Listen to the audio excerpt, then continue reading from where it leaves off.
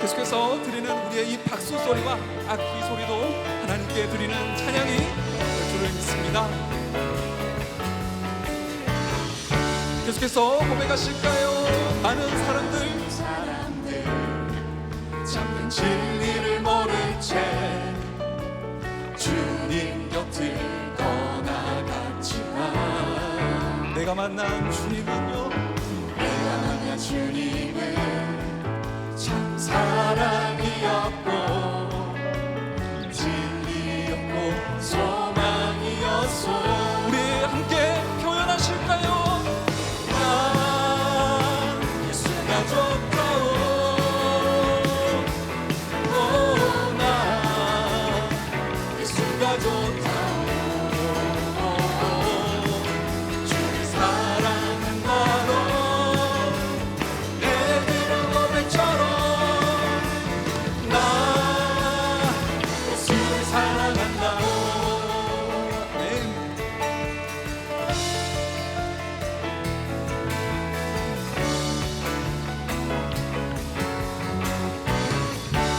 계속해서 이절로 고백하겠습니다. 무거워진 짐자 내게로 오라. 내가 너를 쉬게 하리라. 내가 너를 쉬게 하리라. 이 길만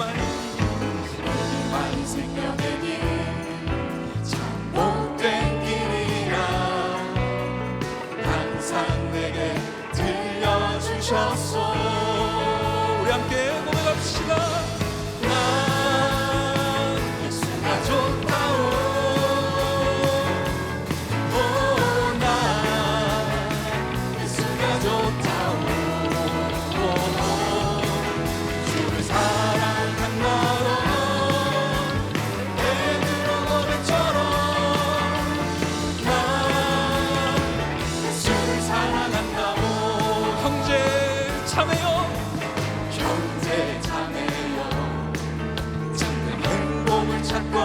예수님을 만나보세요.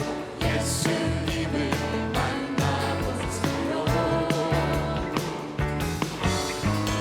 그로 인하여 참 평안을 얻으며 나와 같이 고백할 거요. 고백하실 수 있으시겠습니까? 난 예수가 좋다오.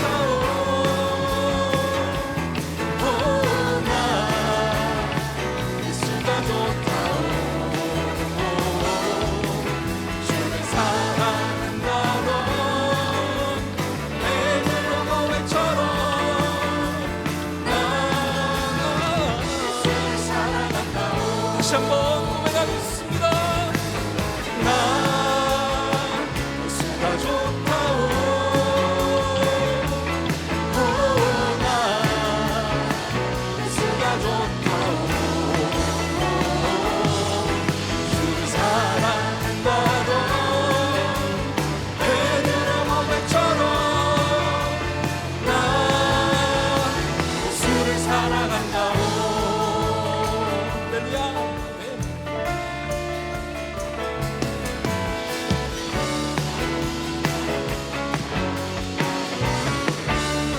사랑과 감사의 박수를 담아서 하나님께 영광 박수 다시 한번 올려드리겠습니다. 할렐루야.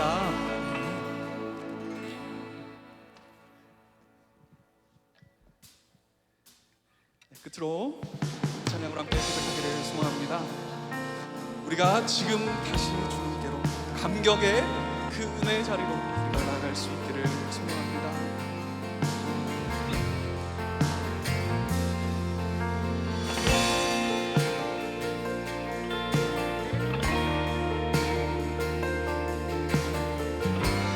함께 들을 말씀을 준비하시는 마음으로 제가 함께 고백하실까요?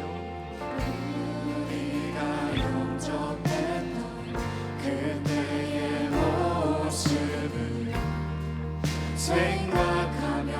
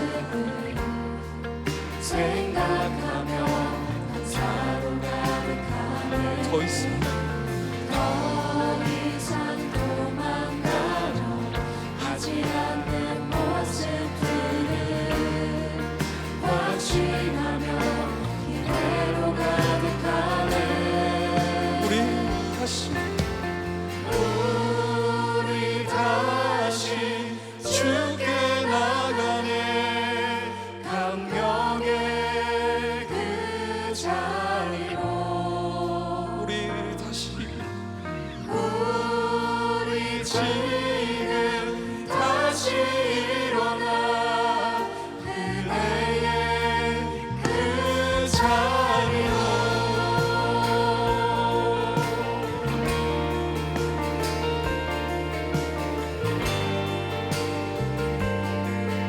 우리 처음부터 다시 한번 고백하겠습니다. 우리가 영접했던 그때의 모습 생각하면 감사로 가득하네. 더 이상 도망가려 하지 않는 모습들을 확신하며 이대로 가득하네. 우리 다시 주님께 나가실까요? 우리 다시 주께 나가네. 감명의 그 자리로. 우리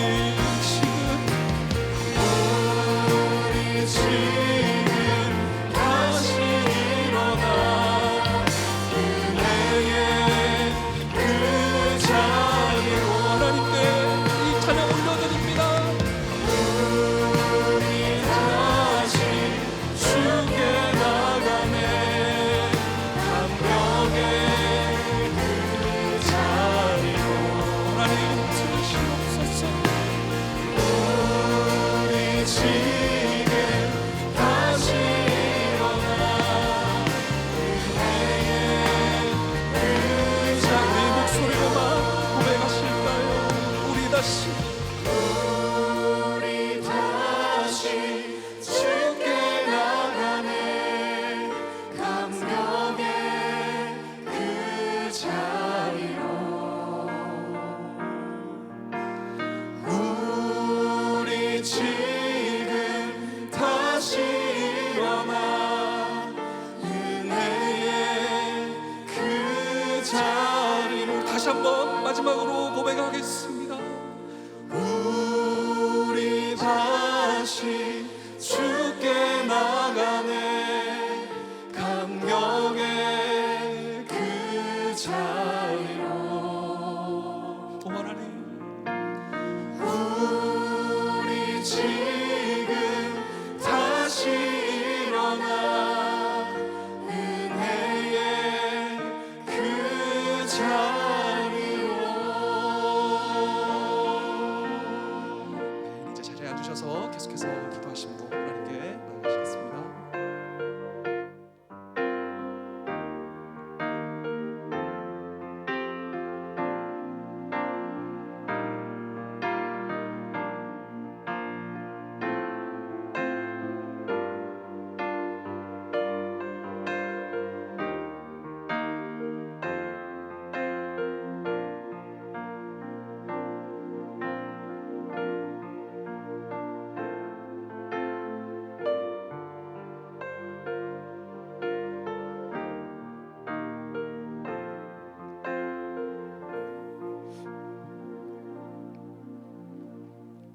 십자가에서 죽으시고 부활하시어 모든 인류의 죄를 대속해 주시고 참 소망을 주신 예수 그리스도의 은혜에 감사와 찬양과 경배를 드립니다.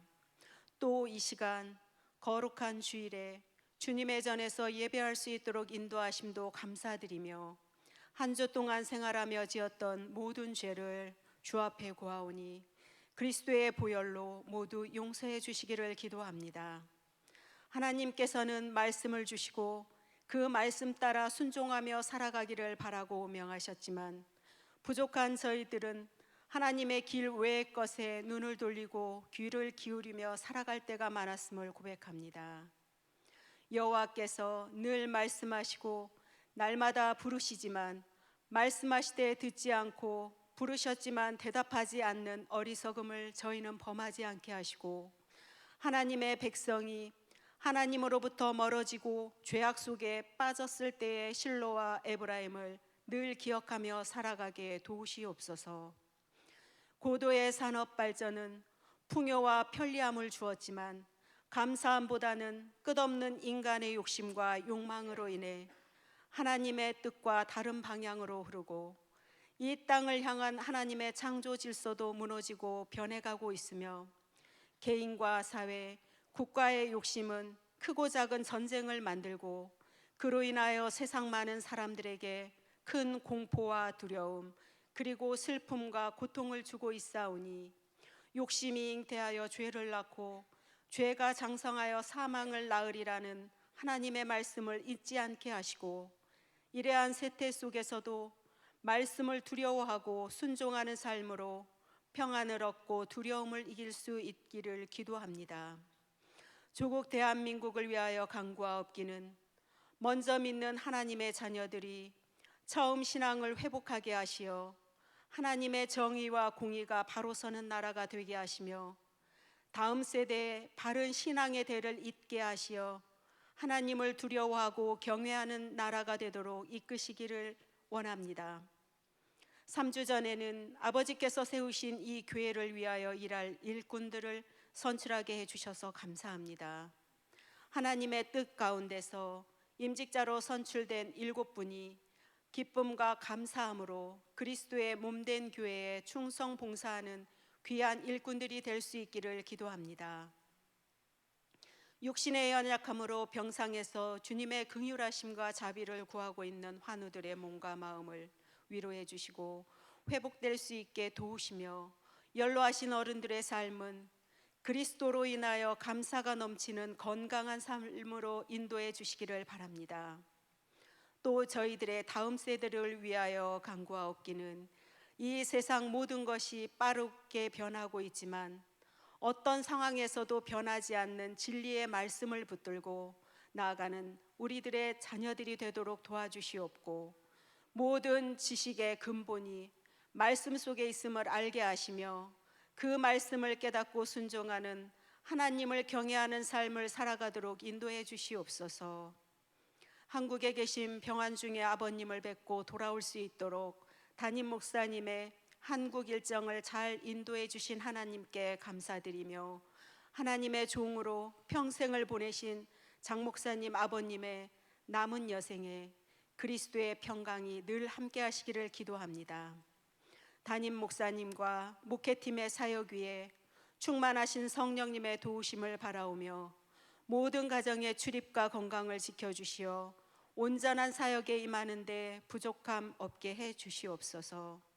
목사님을 통하여 주실 오늘의 말씀 위에 성령님의 은혜로 저희들의 귀를 열어주시고 마음을 열어주시어 주시는 말씀을 올바르게 잘 받아 그 말씀이 우리 삶의 초석이 되는 말씀이 되어 믿지 않는 세상 사람들과 구별된 삶을 살아가기를 원합니다.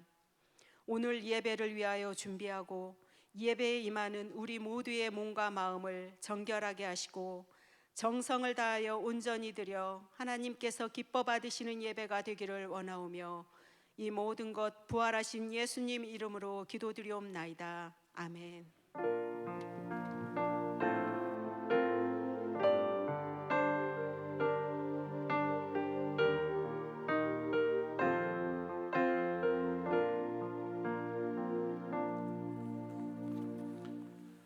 4월 세 번째 주일 오늘 우리들에게 주시는 하나님의 말씀은 구약성경 예레미야 7장 12절 말씀부터 15절까지의 말씀입니다.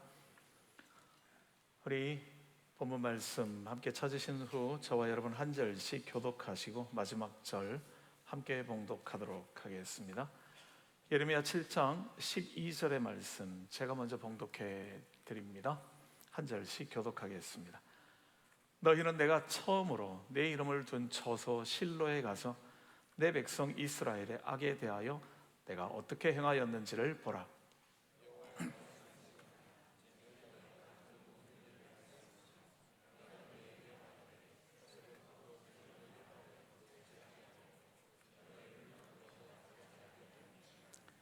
그러므로 내가 실로에 행함같이 너희가 신뢰하는 바 내 이름으로 일컬음을 받는 이 집 곧 너희와 너희 조상들에게 준 이곳에 행하겠고 내가 너희 모든 형제 곧 에브라임 온 자손을 쫓아낸 것 같이 내 앞에서 너희를 쫓아내리라 하셨다 할지니라.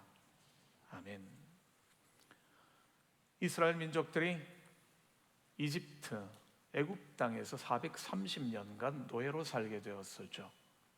그리고 하나님의 은혜로 출애굽하게 되고 난 다음 40년 동안 광야에서 살게 됩니다. 그리고 들어온 것이 바로 이 가나안 땅, 아브라함에게 약속하셨던 하나님의 약속의 땅에 그들은 들어오게 되죠. 하나님이 허락하신 은혜의 자리, 그랬습니다.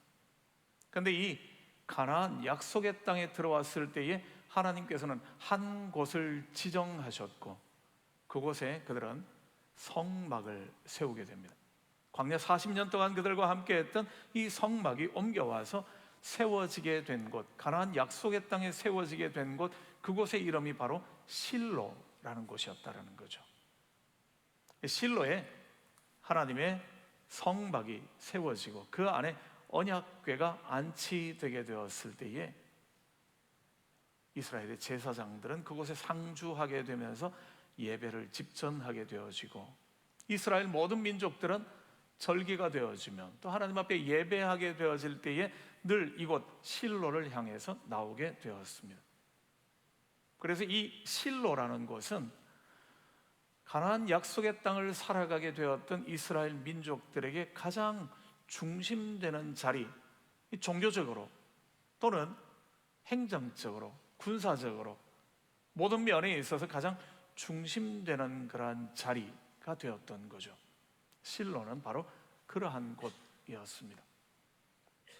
그랬던 이 실로가 완전하게 파괴가 되어지는 사건을 경험하게 되죠. 사무엘 상에 나오게 되어지는 이야기입니다.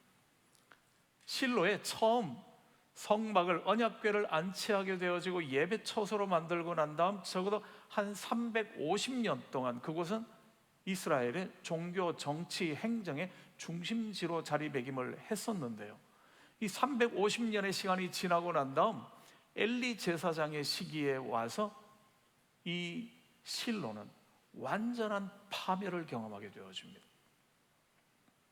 그 계기가 되었던 것이 블레셋과의 전쟁이었죠.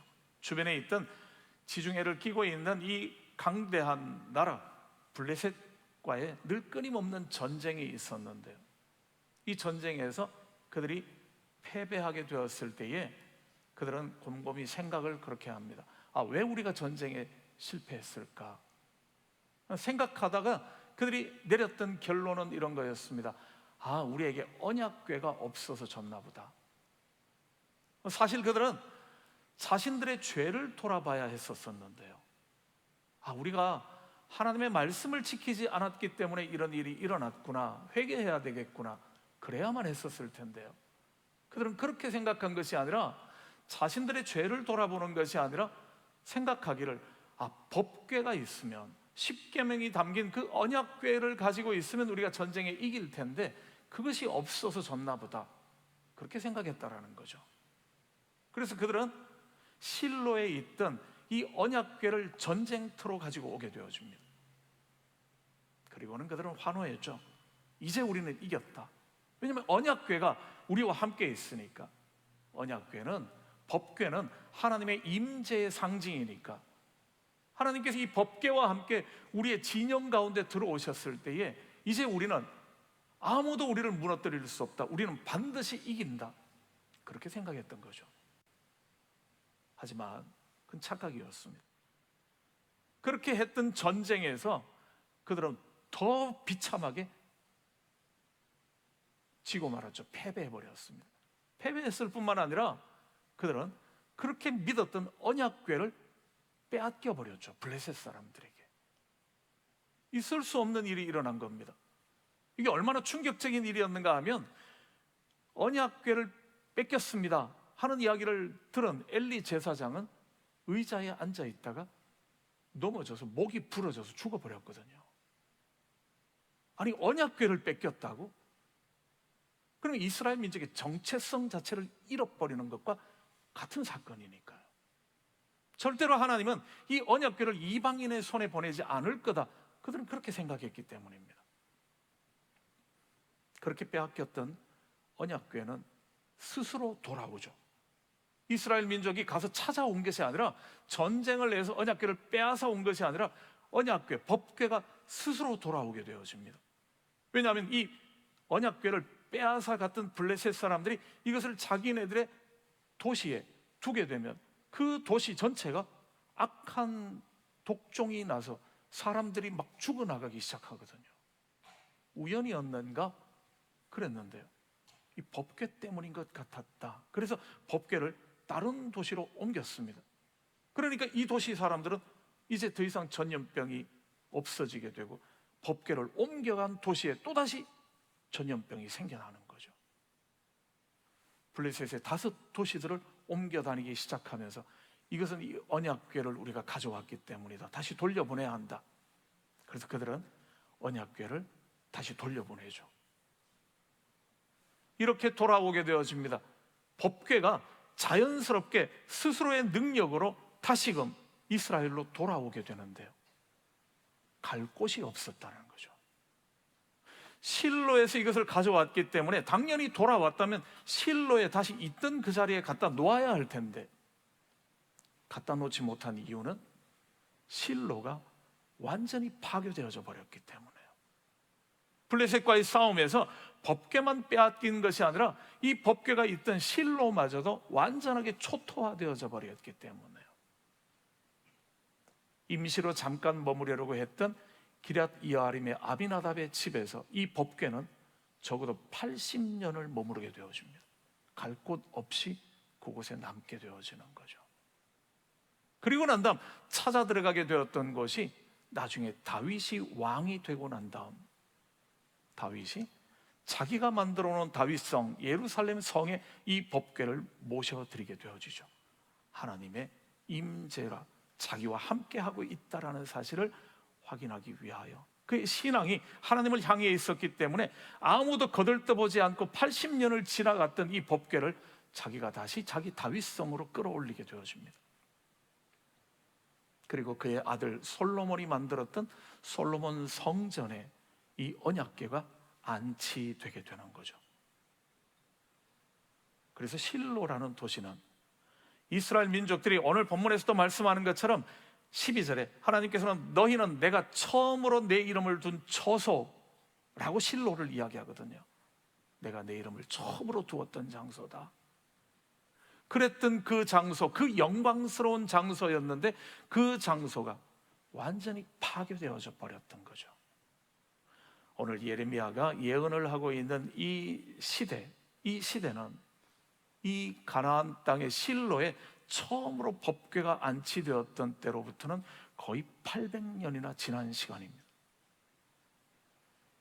실로가 완전히 파괴되고 난 다음으로부터도 거의 470년, 400여 년 이상의 시간이 흐르고 난 다음이죠. 공교롭게도 실로에서 있던 법궤가 빼앗겨 나오고 실로가 파멸된 것이 그 장소에 간지 350년째 되던 해 어간이었다면 솔로몬 성전에 이 법궤가 다시 안치되고 난 다음 예레미야가 나서서 사역을 하게 되었던 예언 사역을 하고 있던 이때는 그때로부터 다시 370년, 380년쯤이 지난 시점이었습니다. 이 시간에 하나님께서는 예레미야를 통하여 이스라엘 민족에게 이렇게 말하는 거죠. 너는 가서 말해라. 누구에게요? 예루살렘 성전에 들어와서 여호와 하나님께 예배하러 들어오고 있는 많은 사람들의 귀에 외쳐서 들리게 해라. 뭐라고요? 실로에 가보라고요. 실로에 한번 가봐라. 오늘 예배드리러 들어오는 거 중요하기는 한데 좋은 일이기는 한데 너희는 오늘 예배드리러 들어오기 전에 먼저 실로부터 먼저 한번 가봐라. 그렇게 이야기하시는 거죠. 하나님 앞에 예배드리러 들어오는 사람들에게 이런 말씀을 하셨다라는 이야기는 아마 이중적인 의미가 있을 것 같습니다. 하나님 앞에 예배하고 있는 너희들 기억해야 될 것이 있다. 너희들이 마지막 희망이며 마지막 보루다. 실로에 가서 보고 깨달아라 하는 말이 되겠고요. 또 다른 하나라면 너희마저도 신앙이 지금 왜곡되고 변질되었기 때문에 실로에 가서 봐라. 그러나 망할 거다 하는 의미도 가지게 되어지는 거죠. 하여튼 주님께서는 다른 어떤 사람들이 아닌 예루살렘 성전에 예배드리러 나오고 있는 사람들을 향하여 성전 문 입구에 서서 예레미야가 외치라고 이야기하는 겁니다. 오늘 예배드리러 들어오는 사람들, 먼저 너희는 실로에 먼저 한번 가서 보라고 이야기를 하는 거죠. 보라고 이야기하실 때 이유는 오늘 본문은 이렇게 설명합니다. 12절이죠. 내 백성 이스라엘의 악에 대하여 내가 어떻게 했는지를 봐라. 왜 가보라고요?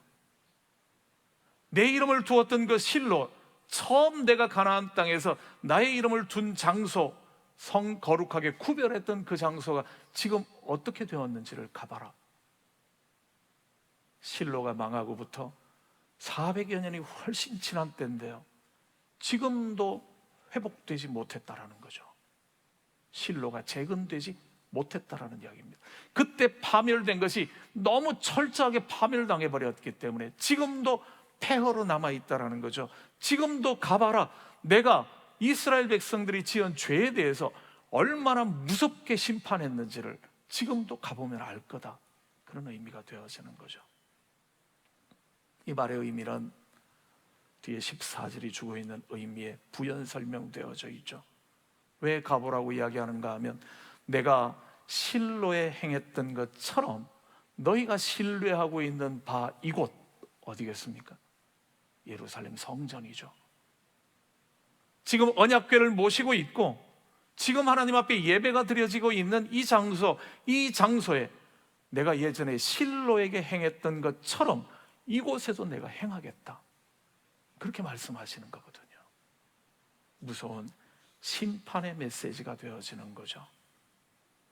실로라는 자리는 그렇게 우리가 보면 실패했던 자리죠. 영광스러운 자리였는데 그러나 그 자리가 철저하게 망가져버린 장소가 되었던 겁니다. 슬픔의 자리죠. 고통의 자리, 그렇습니다. 패배한 자리죠. 하나님의 무서운 심판을 경험했던 자리, 바로 그 자리입니다. 그런데 그 자리에 가보라는 거죠. 가서 봐라. 지금도 폐허로 남아있는 그곳을 보라는 겁니다. 뭘 깨달으라고 그럴까요? 왜 망했는지를 확인해 보라는 거죠. 왜 한때 하나님을 예배드리는 축제의 자리가 되고 모든 것의 중심지였던 자리가 왜 지금은 아무도 찾지 않는 자리가 되어버렸는지를 가서 봐라. 보고 이유가 무엇이었는지를 확인하라는 이야기죠. 왜 망했겠습니까? 왜 하나님의 언약궤를 모시고 있고 제사장이 상주하면서 하나님 앞에 예배드리는 온 민족의 중심지였던 자리가 왜 지금은 아무도 찾지 않는 자리가 되어버렸을까요? 그들의 신앙 때문이죠. 내가 아무리 부지런히 말해도 너희는 듣지 않는구나. 내가 아무리 말해도 너희는 대답하지도 않는구나.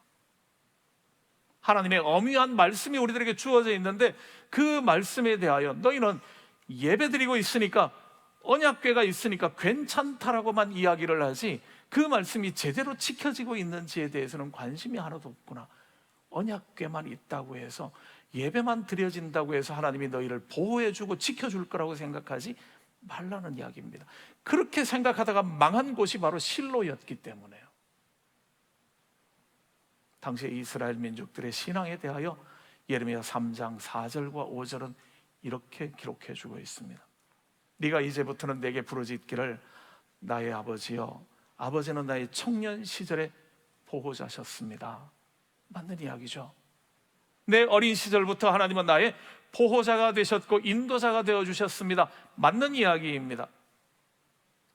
뒤에 이렇게 이야기를 하죠. 노여움을 한없이 계속하시겠으며 끝까지 품으시겠나이까, 이렇게 말한다라는 거죠. 하나님에 대한 그들의 이해가 틀린 것은 아닙니다. 하나님은 노여워하시지만 그 노여움을 끝까지 품지는 않으시는 분이죠. 용서해 주시는 분, 여기까지는 맞는 이야기입니다. 근데 이 맞는 이야기에 대하여 그들은 이렇게 이야기하는 거죠. 이렇게 행동했습니다. 그러면서도 그들은 하나님 앞에서 돌이키지는 않았다라는 거죠. 계속 악을 행했다라고 이야기합니다. 내 욕심을 이루는 일에 빨랐다라고 이야기하는 거죠. 하나님이 나의 보호자며 인도자이심을 알았다면 그들의 삶은 그릇된 길로 나갔을 때 다시 하나님께로 향할 줄 알았었어야만 할 겁니다. 하나님 앞에 회개하며 돌아오며 하나님의 말씀에 순종하는 삶을 살았었어야 할 텐데, 하나님이 언제까지 화내시겠냐? 그러시지 않을 거야, 그렇게 말은 해놓고 대신 그들은 계속 악을 행하는 데는 멈추지 않았다라는 거죠. 하나님에 대한, 하나님의 사랑에 대한, 하나님의 은혜에 대한 잘못된 이해를 가지고 있었던 겁니다. 하나님은 그것을 심판하신 거죠. 그게 실로에 가서 보면 왜 멸망당했는지를 이유를 깨달으라는 이야기입니다. 왜 망했겠는가? 왜 끊임없이 예배가 드려지고 있었는데 왜 망할 수밖에 없었는가? 언약궤 들고 나간다고 해서 전쟁에 승리하는 것이 아니라 그들의 죄를 먼저 고백하고 하나님 앞에 돌이켰었어야 할 텐데, 죄는 돌이킴이 없이 언약궤만 가지고 있다라는 것 가지고 우리는 안 망할 거고 하나님은 늘 우리를 사랑할 거라고 생각하고 있다면 착각이라는 거죠. 그 착각이 무참하게 무너진 장소가 실로라는 겁니다. 실로에 가봐라, 그 말씀은 하나님께서 정말로 원하시는 게 무엇인지를 확인하라는 이야기죠. 우리가 혼돈해서는 안 되는 것이 바로 이 부분, 이 지점일 겁니다. 하나님의 우리를 향한 사랑은 한없는 사랑이죠. 조건이 없는 사랑입니다. 우리의 어떠함 때문에 하나님께서 우리에게 구원의 은총을 베풀어 주신 것이 아니라 우리가 비록 그러하지 못함에도 불구하고 하나님께서는 우리에게 사랑을 베푸시고 우리를 자녀 삼아 주신 거죠. 이거는 변함없는 진리입니다. 그렇지만 이제 하나님의 사람이 된 사람들에게 하나님께서 요구하시는 것은요, 하나님처럼, 내가 거룩한 것처럼 너희도 거룩하라고요. 하나님의 은혜 안에 살아가는 사람들은 세상을 향하여서도 하나님의 사람답게 살아가야 한다고요. 자기의 욕심을 부리며 고집을 부리며 이익을 찾아내는 일에 앞장서는 것, 그건 하나님의 사람답지 않은 일이니까요. 하나님을 믿노라고 이야기하면서도 그런 자리에서 떠나지 아니한다면 실로처럼 될 거라고요. 아무리 너희가 매주일마다 나와 예배를 드린다고 할지라도, 우리는 하나님의 말씀을 가지고 있습니다, 그런 이야기를 한다고 할지라도 하나님이 구원의 자리에서 그들을 쫓아내시는 않으실 겁니다. 그렇지만 고난은 피할 수 없을 거라는 거죠. 하나님의 무서운 징계는 피할 수 없을 거라는 겁니다. 언약궤를 가지고 있다고 할지라도요, 언약궤를 빼앗아 버릴지도 모릅니다. 거룩한 장소 실로가 있다고 할지라도 그 장소도 돌 하나 돌 위에 남지 않게 무너뜨려 버리실 거라는 거죠. 지금 이 경고를 누구에게 하고 있습니까? 예루살렘 성전을 자랑하며 그 언약궤를 가지고 있음을 자부심으로 여기고 있는 사람들에게 주님은 말씀하시는 거죠. 기억해라. 실로에 가서 보고 실로가 왜 망했는지를 깨닫지 못한다면 이 예루살렘, 너희가 지금 귀하게 여기고 있는 이 곳도 실로와 똑같아질 거다. 망하게 될 거다. 안심하지 마라. 지금 그 메시지를 들려주시는 거죠. 실로에 가봐라 하실 때 그 메시지는 죄의 자리, 우리의 그릇된 자리들을 깨닫고 그 자리에서 회개의 자리로 나오라는 이야기인 거죠. 하나님이 얼마나 무섭게 죄를 심판하시는가를 알아야 한다라는 이야기입니다. 근데 실로에 가서 보는 것이 무서운 하나님만 보고 왔다면 그러면 그것은 절반밖에 보지 못한 거죠. 무서운 하나님을 봐야지만 합니다. 실로가 처참하게 폐허가 되어진 모습을 보면서 죄를 얼마나 무섭게 심판하시는 하나님이신가, 하나님의 선택한 백성임에도 불구하고 언약궤를 가지고 있음에도 불구하고 성막을 가지고 있음에도 불구하고 하나님께서는 다 부셔버릴 수도 있구나 하는 것에 대한 두려움을 느꼈다면 또 하나 배워야 하는 것이 있죠. 그것은 하나님의 사랑입니다. 하나님께서 아무것도 없던 430년 동안 이집트의 노예로 살고 있던 40년 동안 광야 생활하던 그들을 끌어오셔서 이 아름다운 젖과 꿀이 흐르는 땅을 그들에게 유업으로 주셨다라는 사실을 실로에 가면 기억해야 하기 때문에요. 땅 한 평 없던 그들에게 얼마나 아름다운 땅을 그들에게 유업으로 주셨는지 그것을 확인해야 한다는 겁니다. 그리고 하나님의 약속의 말씀이 어디 있는지를, 왜 이렇게 처참하게 망하게 만들었는지를 확인하라는 거죠. 실로의 멸망은 하나님의 은혜의 중단이 아니기 때문에요. 이제 너희를 다시는 사랑하지 않겠다, 그 실로를 보면서 그걸 알아라, 그게 아니고요.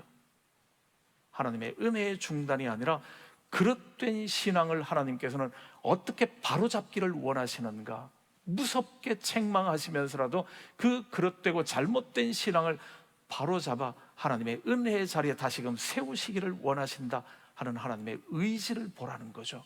결코 포기하지 않는 하나님의 마음, 그렇습니다. 예레미야 29장 11절 말씀은 이런 말씀으로 기록해 주고 있죠. 여호와의 말씀이니라 너희를 향한 나의 생각은 내가 아는데 뭐라고요? 평안이라고요. 재앙이 아니라고요. 너희에게 미래와 소망을 주고자 하는 거라고요. 하나님께서 지금은 무섭게 매를 가지고 치시지만, 지금은 실로를 완전히 파괴시켜 버리시지만, 그것이 재앙이 아니라 너희와 단절이다, 그렇게 말씀하시는 것이 아니라 너희를 다시 일으켜 세워서 하나님의 은혜의 자리 가운데로 회복시키기를 위하셔서 그래서 하신 거다. 그렇죠. 실로는 망했습니다. 완전히 부셔져 버렸죠. 그렇지만 실로 대신에 세우신 곳이 있었습니다. 예루살렘 성전이죠. 더 화려하고 더 아름다운 장소를 세워주셨습니다. 하나님의 언약궤는 스스로 돌아오게 되었고, 그 예루살렘 성전에, 솔로몬 성전에 언약궤를, 법궤를 안치할 수 있게 해주셨거든요. 하나님의 약속은 실로에서 멈춰진 것이 아니라 예루살렘으로 다시 이어져 가고 있음을 기억하라는 거죠. 하나님은 무섭게 매를 때리실 겁니다. 그렇지만 그 매로 가지고 죽도록 하기 위함이 아니라 그 매를 가지고 우리를 돌이켜서 다시금 겸비하게 하기 위함이다. 오늘 말씀하시는 것도 그렇죠. 너희는 실로에 가봐라. 왜 가보라고 이야기하시겠습니까? 만약에 그들이 잘못되었다면 그냥 멸망시켜버리면 되는 거죠. 그렇지만 실로에 가서 보라라고 말씀하시는 이유는 안타까운 하나님의 당부가 되어지는 거죠. 제발 가서 보고 깨닫고 하나님의 은혜 앞으로 돌아오라고요. 이것이 지금 주는 마지막 기회라고 받아들이라는 거죠. 하나님의 은혜는 그렇게 계속되어지는 거죠. 실로에 가보면서 깨달아야 할 것은 바로 그런 겁니다. 우리가 가지고 있는 죄가 우리를 얼마나 멸망시키고 무섭게 만들어 버리는지. 그러나 실로에 가서 또 확인해야 되는 것 하나는, 하나님의 사랑은 끝이 없이 계속되어지는구나, 하나님은 우리를 포기하지 못하시는 분이구나 하는 사실을 다시 한번 확인하게 되어지는 거죠. 혹시 야드바셈이라는 곳을 아시는지요? 사진에 나와 있는 것처럼요, 야드바셈이라는 곳은 예루살렘의 하지카론이라는 곳, 하지카론이라는 곳이 기억이라는 곳입니다. 뜻입니다. 기억의 언덕, 기억의 산, 이런 말이죠. 하르라는 말이 산을 의미하니까요. 그곳에 있는 세계 최대 규모의 홀로코스트 추모관입니다. 홀로코스트 추모관이라는 말은 나치 정권에서 2차 세계대전 당시 유태인들이 600만 명이나 학살을 당하게 되었죠. 그들을 추모하는 곳입니다. 지금 보여지는 이곳 이름의 전당이라고 되어져 있는 거죠. 큰 원뿔형으로 되어져 있는 곳입니다. 밑으로는 구멍을 뚫어 놓아서 한없이 밑으로 내려가게 만들어 놓은 그런 곳인데요, 빽빽하게 사람들의 사진들과 그 사람에 대한 기록들이 적혀 있는 곳입니다. 그래서 이름의 전당이라고 하죠. 얼마나 무시무시한가 하면요, 600만 명이 죽임을 당했다라고 이야기하는데, 유태인들은 그 600만 명의 살해당한, 죽임당한 사람들을 다 자료를 찾아냈습니다. 지금까지 500만 명을 찾아냈다고 해요. 저기에 사진들을 붙여놓고 기록하는 거죠. 기억하는 겁니다. 아직 100만 명 정도의 이름을 찾지 못했대요. 그 기록을 계속 찾고 있는 현재 진행형입니다. 찾아지면 다시 저기다 갖다 붙이는 거죠. 그들이 이런 작업들을 계속하고 있는 이유는 기억하자라는 거죠. 왜 600만 명이나 되는 사람이 죽임당했는지를. 그래서 이 야드 바셈이라는 장소는 유대인들에게 법적으로 강요되어지는 장소는 아니지만 모든 유대인들은 이곳을 거쳐가게 되어집니다. 찾아가 보는 장소죠. 외국에서 국빈들이 오거나 해외 정상들이 오게 되어지면 그들이 가장 먼저 방문해서 헌화하는 장소가 바로 이 야드 바셈입니다. 그들의 역사에 가장 암울했던 시기, 그 시기를 기억하자라는 거죠. 그들은 고등학교를 졸업하기 전까지 무조건 이곳에 한 번씩 다 다녀오게 되어집니다. 물론 한 번이 아니겠죠. 군인들이 되어지면 당연히 가야 하는, 장교들 임관식을 하게 되어지면 여기서 하게 되어지는 특별한 장소로 늘 지켜가고 있는 곳, 그렇다고 합니다. 그렇게 이스라엘 민족들에게 있어서 공동체의 일원이 되었다라는 것을 확인하는 그러한 중요한 의미를 가진 장소, 사회적으로 교육적으로 통과 의례가 되어져 있는 그러한 장소가 바로 이 야드 바셈, 그렇죠. 이들이 이곳을 가는 이유는 이렇다고 합니다. 하나는 그들이 어떻게 죽었는지를 잊지 말자 하는 겁니다. 두 번째는 그렇다면 오늘 우리는 어떻게 살아야 할 것인가를 기억하자. 이 두 가지 이유를 가지고 야드 바셈을 방문한다고 합니다. 그들에게 있어서는 고통의 자리, 큰 슬픔의 자리, 그렇죠. 그렇지만 그곳에서 왜 그런 일들이 일어났는가를 다시 한번 확인하는 거죠. 그리고 난 다음 그들은 오늘을 그렇다면 어떻게 살아야 할 것인가를 결단하는 장소로 이 장소를 만들어 놓았다고 합니다. 개인적으로 한국을 방문하게 되어지면 자주 틈이 나면, 기회가 주어지면 가는 장소들이 있습니다. 이번에는 짧게 다녀왔기 때문에 가보지를 못했는데요, 제가 주로 한국 가면 빠지지 않고 거의 가는 장소는 장신대 기숙사입니다. 제가 이제 3년 동안 공부했던 장소니까요. 숙소는 열악하기 거지없습니다. 대신에 가격은 싸다라는 이유는 되지만요, 제가 가는 이유는 그렇습니다. 그곳에 가서 서게 되어지면 제가 처음 하나님 앞에 목사로 부름을 받았던, 신학교로 부름받았던 그 마음을 되새길 수 있기 때문에요. 그 장소에 가서 서게 되어지면 지금 많이 달라진 곳들이 많지만, 그러나 그곳에 가면 다시 초심을 회복할 수 있게 되어지는 그런 의미가 있고, 공부하고 있는 신학생들을 볼 수 있다는 것이, 그리고 교정을 거닐면서 그때의 마음들을 다시 한번 확인할 수 있다는 것이 제게 큰 기쁨이기 때문에 그렇습니다. 한 몇 년 전 장신대 숙소에 가서 묵었을 때에 저는 가면 이제 새벽 기도에 함께 참여를 하는데요, 그때가 마침 9월달 어간이었던 것 같은데요, 너무 감동이었습니다. 왜냐하면 신학생들이 수백 명이, 제 기억에는 한 400~500명 정도 되는 학생들이 새벽에 새벽 예배를 드리고 있더라고요. 아직까지도 한국 교회는 희망이 있겠구나.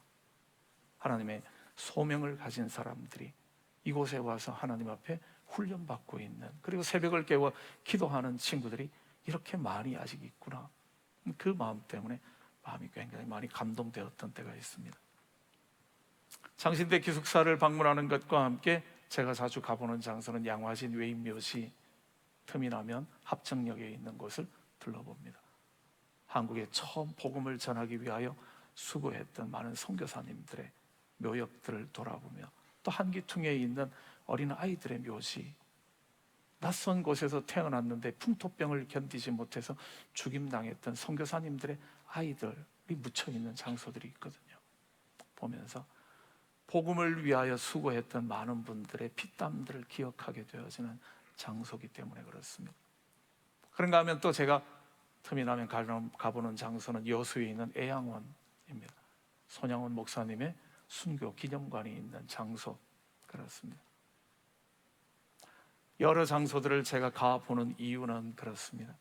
그곳에서 우리의 신앙을 다시 한번 확인할 수 있기 때문에요. 어떻게 살아야 하는지를 다시 한번 확인해 볼 수 있는 자리이기 때문에 그렇습니다. 가보는 이유는 잊지 않기 위해서죠. 많은 사람들의 신앙을요, 잊지 않기 위해서요. 가보는 이유는요, 내가 오늘을 어떻게 살아야 할지 그 자세를 새롭게 하기 위해서 그렇습니다. 아마 우리는 한국 교회도 또 우리들의 이민 교회들도 마찬가지지만 돌아보며 확인해야 할 부분들이 많을 것 같습니다. 왜 실패하게 되어지는가? 왜 참담한 고통을 경험하게 되어지는가? 왜 많은 문제 앞에 서게 되어지는가? 돌아보게 되어진다면 이유들이 많을 수 있죠. 그렇지만 그 이유들을 찾아 들어가다 보면 결국 만나게 되어지는 가장 밑바닥에 있게 되어지는 이유는요, 하나님께로부터 멀어짐이죠. 하나님께로부터 떠남입니다. 이스라엘 민족들이 실로가 저렇게 폐허가 되어져 버린 이유는 그들은 종교 의식은 살아 있었지만 하나님의 말씀으로부터 멀어졌기 때문이죠. 자신의 이익들을 위하여 신앙의 삶을 살았기 때문에 그렇습니다. 신앙이 자기의 만족을 위한 방편이었지 하나님을 경외하며 하나님을 예배하는 일이 아니었거든요. 그럴 때 그들은 실패를 피할 수 없었다라는 이야기죠. 오늘날 만약에 많은 교회들의 어려움들을 우리가 함께 겪고 있고 보고 있다면, 이 시대에 복음이 고통을 당하고 있는 것을 본다면 이유는 그럴 겁니다. 우리가 돌아봐야 할 부분들을요, 우리와 하나님과의 거리가 얼마만큼인가 재어보아야지만 합니다. 하나님의 말씀은 오늘 우리들에게 시대를 초월해서 계속 우리의 신앙과 삶에 있어서 유일한 기준이 되고 있는가? 아니면 신앙은 하나의 방편인가? 말씀은 얼마든지 변질시킬 수 있는 것들인가? 안타까운 부분들, 하나는 이런 부분들도 있습니다. 우리 가수도 아버님과 좀 대화하는 시간들을 많이 가져보면서도요, 다시 한번 제게 그런 도전을 경험했던 것은 바로 그렇습니다. 아버님 가졌던 목회적인 어떤 신앙들, 기준들인데요, 안타까워하는 부분들은 이런 겁니다. 왜 오늘날 교회는 신앙인들을 다 나약한 그리스도인들로 자꾸 만들고 있는가? 왜 교회는 신앙인들을 하나님의 병사들로 만들어내지를 못하는가? 세상과 대적하여 이길 수 있는 힘있고 능력 있는 사람들로 만들어내지를 못하고 왜 어린아이처럼 자꾸 포대기 속에 보호하는, 마치 세상의 풍파로부터 보호해서 온실 속에 가두어 놓으려고 하는 것처럼 왜 그런가 하는 부분에 대한 안타까움들, 그렇습니다. 신앙이 좀 더 자라면 이제 그때 가르쳐 주지요, 그럴 수 있겠습니까? 아마 저는 개인적으로는 그렇습니다. 지금 못 가르쳐 주는 것은 그때가 되어도 못 가르칠 겁니다. 신앙은 요즘 그렇죠. 교회 나와주기만 해서 고맙습니다. 그렇죠. 그럼 나오기만 하십시오. 교회 나오기만 하면 뭐든지 필요한 건 다 해주겠습니다. 그래서 성도들을 다 스포일 시켜버리는 것 아닌가 하는 거죠. 왜 성도로서 살아가면서 기본적으로 해야 할 일들, 성경이 말씀하고 있는 기준들을 제대로 가르쳐 주지 않는가 하는 거죠. 왜 지켜야 할 것, 왜 멀리 해야 될 것들에 대하여 분명하게 말해주지 않는가? 왜 신앙에 있어서 이것은 해야 하는 거고 저거는 하지 말아야 하는 것이라는 것을 명확하게 알려주지 않고 그냥 교회 오기만 하면 그거로만 만족하고 있는가? 지금은 아닙니다. 나중에 철들면 가르치지요. 그렇게 미뤄놓았던 것들이 오늘날 한국 교회를 텅텅 비게 만들어버린 것 아닌가 하는 거죠. 교회 처음 나올 때부터 신앙인들은, 초대교회는 그랬었죠. 초대교회 복음서가 쓰여지던 시대에는, 그리고 주후 1세기, 2세기, 3세기를 넘어가면서는 예수 믿는다, 그는 곧 순교를 이야기했습니다. 세례받는다 라는 말은 이제 언제 죽임당할지 모른다라는 사람들의 죽임당함의 대상의 명단을 올리는 게 되어졌거든요. 그렇게 가르쳤던 거죠. 세례를 아무렇게나 줬던 것이 아니라 세례를 예수 그리스도를 나의 신앙의 구주로 고백하고 이제 그를 위하여 살겠다라는 온전한 신앙 고백 위에 세례가 베풀어졌던 거죠. 그래서 세례만 받아도 그 사람들은 죽음을 불사하는 사람들이, 복음의 증인으로 서는 사람들이 되어졌거든요. 오늘날은 말이 못 그러죠. 때로는요, 교회 중직자의 자리에 있으면서도 신앙의 가장 기본적인 교인의 기본 의무가 무엇인가? 주일에 대한 주일 성수는 제대로 하고 있는가? 바른 11조 생활들은 하고 있는가? 교회 치리에 대해서 제대로 복종하는가? 아무것도 묻지도 않고 따지지도 않게 되어지죠. 하지 않아도 상관없는 이야기들이 되어져 버리는. 그래서 교인 전체들을 다 나약한 그리스도인으로 만들어버리지 않았나. 그 결과는 실로처럼 완전하게 자취도 남지 않고 패망해버릴 거라는 거죠. 실로의 가보라고 이야기하는 이유는요, 신앙의 기준을 다시 세우라는 이야기입니다. 하나님의 말씀 앞에 불편한 이야기들도 하라는 이야기죠.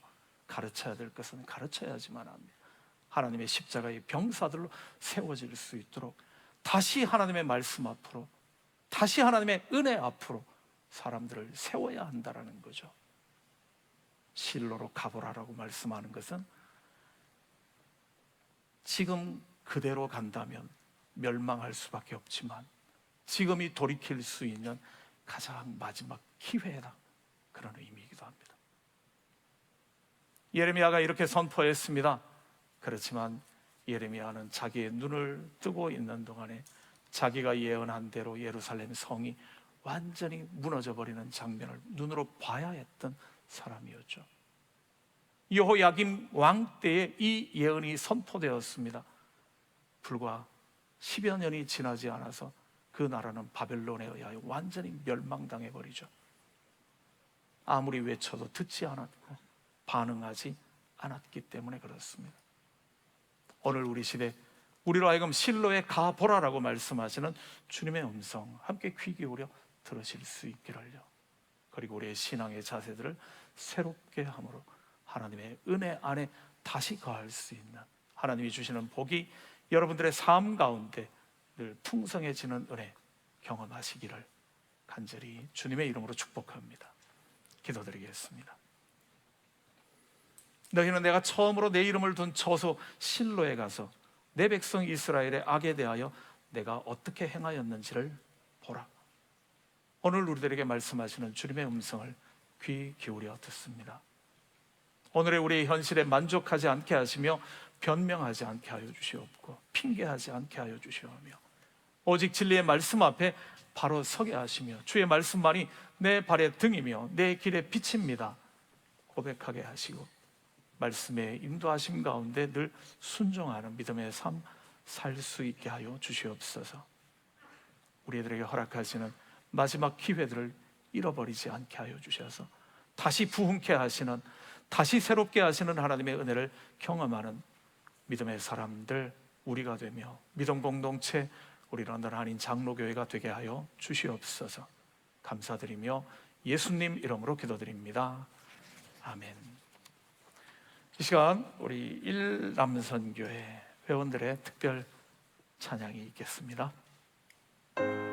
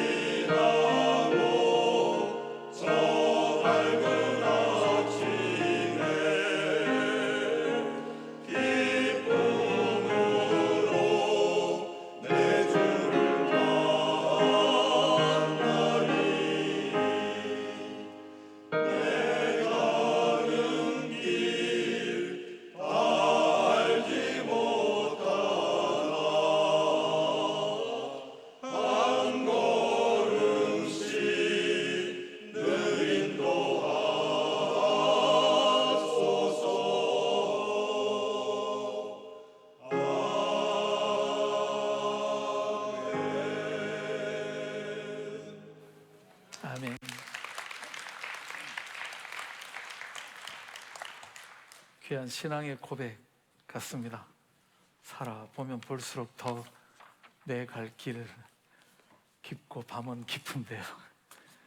고맙습니다. 예, 몇 가지 광고 말씀 드리도록 하겠습니다. 교회 소식 참고해 주십시오. 이번 주 모임에 마중물 기도 모임 내일 있다고 하고요. 이번 토요일 날 새가족 모임 있습니다. 기억해 주시면 고맙겠고요. 또 구역 모임 광고 나와 있습니다. 확인해 주시고요. 구역 모임들 잘 참여해 주시기를 부탁드립니다. 주일학교 교사 모집 광고 나와 있고요. 그 다음에 선교를 위한 펀드레이징이 다음 주일날 2부 예배 마치고 있다고요. 더드림 선교회와 육여선교회가 함께 선교를 위한 바자회 한다고 합니다. 선교지를 후원하기 위한 그러한 바자회니까요. 여러분들이 기억하시면 좋겠고요. 미리 한 주 전에 광고 드리는 이유는 캐시를 가져오라는 소리겠죠. 아마 있으니까 카드는 안 받습니다. 그러니 여러분들이 함께 오셔서 선교를 위해서 함께 후원해 주십시오 하는 그런 마음일 겁니다. 확인해 주시기 바라고요. 도서부 광고 있는데요. 도서 목록 정리 중인데 책을 벌써 빌려 가신 분이 계신다고요. 그래서 도서 정리하는데 어려움이 있는 것 같습니다. 그래서 도서를 빌려 가실 때는 꼭 도서 대출장에다 기록해 주시고 가시면 좋겠고요. 지금 빌려 가신 것들 가운데 아직까지 도서 대장에 기재가 안 된 목록이 정리가 아직 안 된 것들이 있는 것 같으니까요. 지금 대출장에 기록 안 하고 가져가신 책들은 신속하게 반납을 해 주셔서 다시 정리를 좀 잘 할 수 있도록 그렇게 도와달라는 광고 들어와 있습니다. 확인해 주시면 고맙겠습니다. 여름철 단기 선교팀 모집하는데요. 일정이 지금 나와 있습니다. 캐틀포인트하고 사과목 단기 선교가 나와 있는데요. 확인해 주시기를 바라고요. 일정들 보시면서 함께 협조해 주시면 고맙겠습니다. 특별히 쪽지 올라온 것이 다른 팀들도 그렇겠지만 사과목 선교 청년부하고 더드림 선교에 많은 참여 부탁합니다 하는 광고 나와 있습니다. 그리고 제가 말씀 듣기에는 단기 선교팀 5월 3일 주일까지 선교팀 팀원 구성하는 것 마감하고요. 5월 9일 토요일 날 저녁에 킥오프 예배를 드린다고 하니까요. 여러분들이 시간 많이 안 남았는데 미리 확인들은 해주시고 여름 단기 선교 일정 잡아주시면 고맙겠습니다. 그 외에 우리 섭섭한 광고는 다음 주일자로 우리 지금까지 유년부 함께 섬겨왔던 이금재 목사님이 사임하시게 되고 한국으로 이제 개인적으로 먼저 돌아가시기로 그렇게 되어져 있습니다. 위에서 우리 목사님의 또 앞길을 위해서 기도해 주시면 고맙겠고요. 유년부 섬기던 이금재 목사님의 사임 때문에 그 자리는 우리 오현옥 집사님께서 임시로 지도를 맡아주도록 하겠습니다. 오현옥 집사님은 성결교 신학교에서 기독교 교육학을 전공을 하셨었기 때문에요. 특별히 저희가 부탁을 좀 드렸습니다. 그렇게 아시고요. 유년주일학교 함께 협력할 분들 오현옥 집사님과 김용균 권사님께 말씀 전해주시면 고맙겠습니다.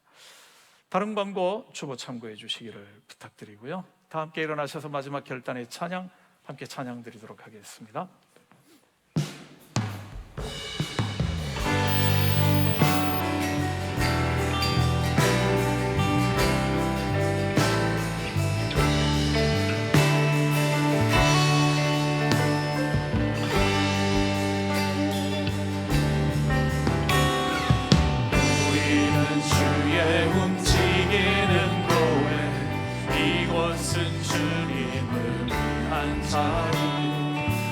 내가 기도하는 모든 땅 위에서 하나님 예배받은 나를 노래하네. 나의 노래로 주님의 성전을 지으니 높임을 받으소서. 이스라엘의 찬송 중 거하신 주님은 거룩하십니다. 두 손 들어